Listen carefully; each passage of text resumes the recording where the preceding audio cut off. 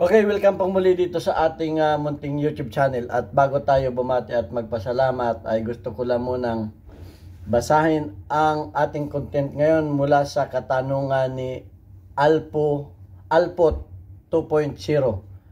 Actually, dalawa yung kanyang katanungan dito. Ang sabi niya ay, ano po ang pagkakaiba ng mga bala ng 1911-45? At yung isa naman ay, ano po ang magandang bala sa 1911-45 ECP? Ano po ang mga klase ng bala? Okay, so sasagutin natin yan. At bago natin yan sagutin, ay gusto ko lang muna kayong pasalamatan dahil umabot na tayo sa 46,700 na mga subscribers, at dahil yan sa inyong mga pag-share at pagda-like ng ating mga videos. At lalo tigit maraming salamat din sa mga silent viewers natin, dahil ang kinikita o ang revenues ng ating YouTube channel ay tinutulong natin sa ating mga beneficiaries. Meron po tayong 6 na estudyante na mga anak na single parent na ating tinutulungan sa kanilang pag-aaral. At lalo tigit maraming salamat sa mga nagpadala naman ng tulong dito sa ating GCash number. Huwag po ninyong tawagan yan para bumili ng baril. Wala po kaming ibinibintang baril. Yan po ay aking anak na tesorera ko na tumatanggap ng inyong mga tulong para may paabot sa ating mga beneficiaries. Tawagan po ninyo yan o mag-message kayo kung kayo ay may ibibigay na tulong para kayo ay ma-recognize, katulad ni Aljun Dating at ni Jobet Francisco ng Teresa Rizal. At lalo tigit maraming salamat kay Nuli Peace America sa pagpapadala naman sa ating premiere videos. Malaki na sirang na itulong ninyo sa ating mga estudyante, kaya maraming salamat sa inyo at pagpalain kayo ng ating Panginoon. Okay, punta na tayo sa katanungan ni Alpot. Ano ang pagkakaiba ng bala ng 45 1911? At ano ang magandang bala ng ACP 45? Anong mga klase? Okay, ito muna. Anong mga klase ng bala ng mga 45? Merong tayong full metal jacket. Ito, kamukha ng mga ganito. Full metal jacket. At meron tayong ito ang magandang pang-practice. Okay, ito magandang pang-practice. Meron tayong jacketed hollow point. Okay? At yan ang maganda naman sa pang self-defense. Okay? At meron pang iba, yung tinatawag natin na bukod yung full metal jacket at bukod yung total metal jacket. Ito yung mga semi-wad cutters. Ito yung mga semi-wad cutters. Ito yung mga semi-wad cutter. Ito yung mga full metal jacket. At meron din tayong tinatawag natin na tiplon. Yan yung mga umuso ngayon. Maganda rin yan ginagamit sa mga pampractice. At yung mga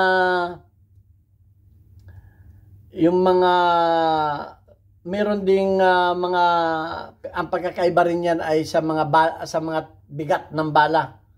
Ang mga common ay ang bigat ng bala ay 185 grains, 200 grains, at meron din 230 grains. Yan ang mga available sa market.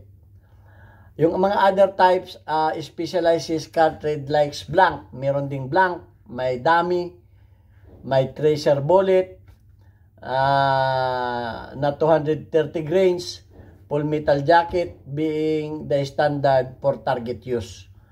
Okay, so alamin natin kung alin ang maganda at kung saan.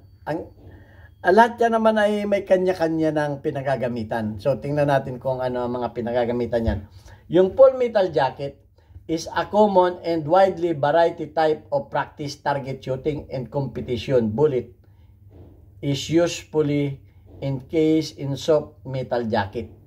Okay, ito yung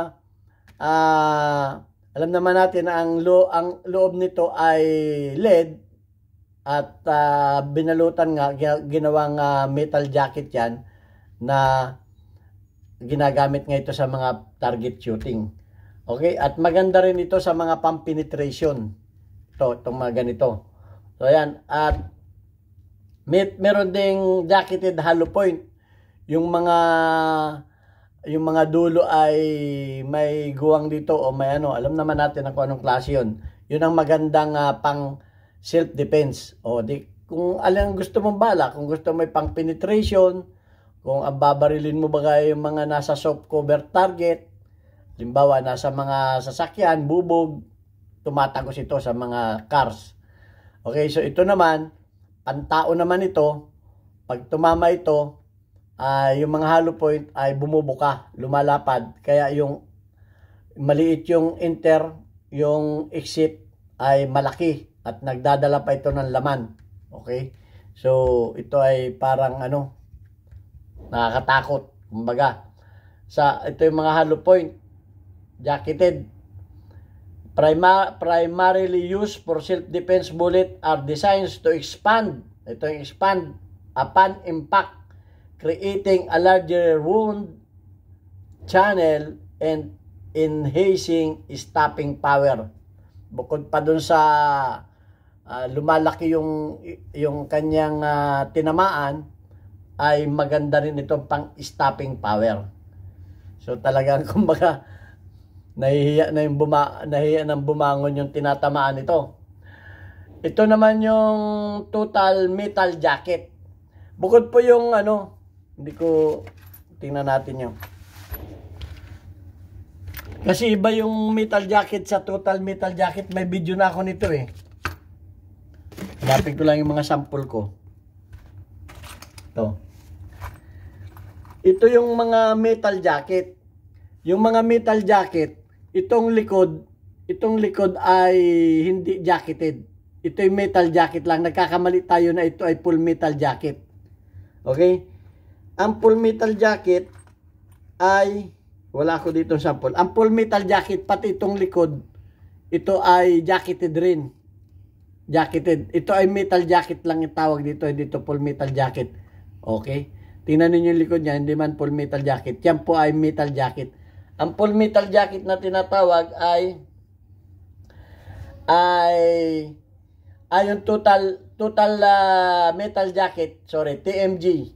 Similar to full metal jacket but with the lead core and jacketed fully enclosed. Ito ay fully enclosed.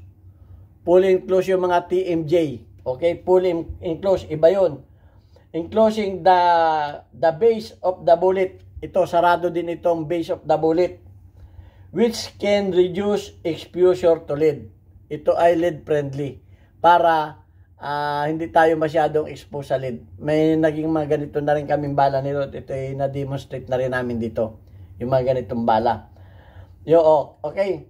So, meron pang other types of bullet. 45 ACP can be loaded with the various other bullets designed including round nose, flat nose. Yan. Yung mga sinasabi. Mga wad cutter. Okay?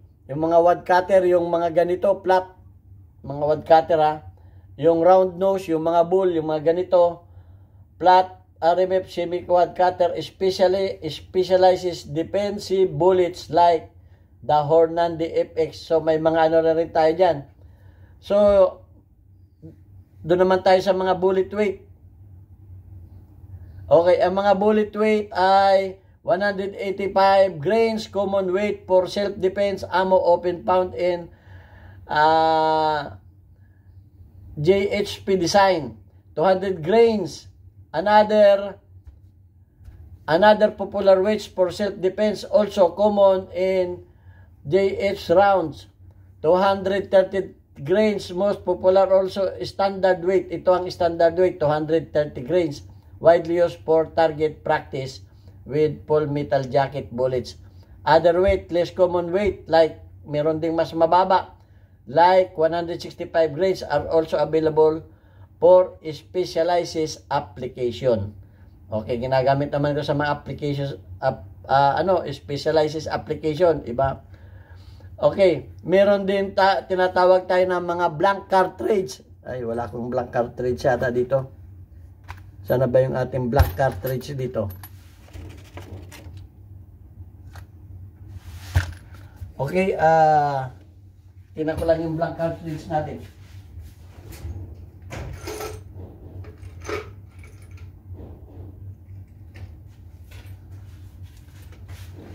Hindi ako nakapag-prepare. Ito yung ating mga blank cartridge. Wala itong projectile.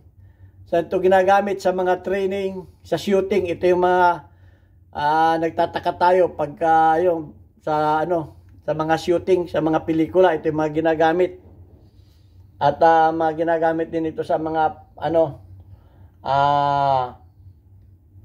ceremonial purposes. Mga ceremonial purposes, ito yung ginagamit do sa sa mga sports, yung mga pinapaputok. Para walang projectile na tatamaan, ginagamit ito. Ceremonial purposes. These rounds do not contain bullet. Okay, dito nagko-contain ng bullet, wala itong projectile. Ito ay hindi nakakamatay. Okay, yung dummy bullet naman, yung mga ini-insert sa mga chamber for ginagamit ito sa mga inserted lang ito para hindi use for function check o para chichikin lang kung nagpa-function ba, kung nag-i-eject yung ating kung nag-i-eject yung mga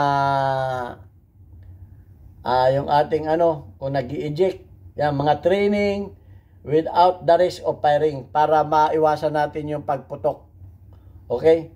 Meron din mga tracer bullets. Ito yung mga bala na pag pinutok mo, lalo sa gabi, makikita mo yung bala kung saan makikita mo yung kanyang trajectory at makikita mo kung saan siya, makikita mo yung dinaanan ng bala. So ito yung mga bala ng mga 45 at ito ay may mga videos na rin tayo nito nung nakaraan, pero ito ay atin ang hindi kompleto. Kaya do sa katanungan mo ay ito na yung kasagutan. Sana may natutunan tayo dito sa ating mga ginawang video. At ang bala ay kung ano ang maganda, ay kung ano ang purpose mo. Ang purpose mo ba ay pang training? Ang purpose mo ba ay para makita yung trajectory? Okay? Tracer bullet. Ang purpose mo ba ay pang self-defense? O mas maganda yung hollow point. Metal jacketed hollow point. O gusto mo ba ay pang penetration? O yung mga ganitong full metal jacket. Marami pang mga klase ng bala, nabanggit ko na, hindi ko na ulitin para hindi na tayo magaba. Sabi naman ng iba, paulit-ulit tayo para sirang plaka. Okay, so yan. At sana ay may natutunan kayo sa ating mga videos. At shout out ko sana yung ating mga shout out do sa ating mga kababayan sa Pinamalayan Oriental, Mindoro.